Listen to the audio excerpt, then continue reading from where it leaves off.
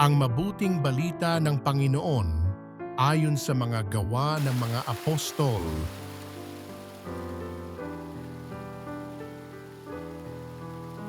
Noong mga araw na iyon, nagsalita si Pedro, "Ngayon ko lubusang natanto na walang itinatangi ang Diyos.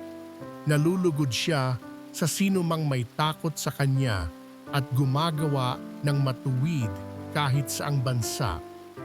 Ibinigay ng Diyos ang Kanyang salita sa mga Israelita.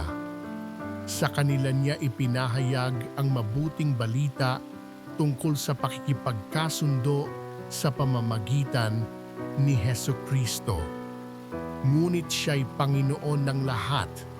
Alam ninyo ang nangyari sa buong Judea na nagsimula sa Galilea nang mangaral si Juan tungkol sa binyag.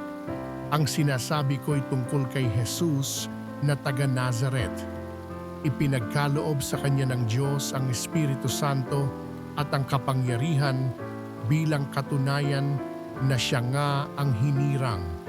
Sapagkat sumasa kanya ang Diyos, saan man siya pumaroon ay gumagawa siya ng kabutihan at nagpapagaling sa lahat ng pinahihirapan ng dyablo.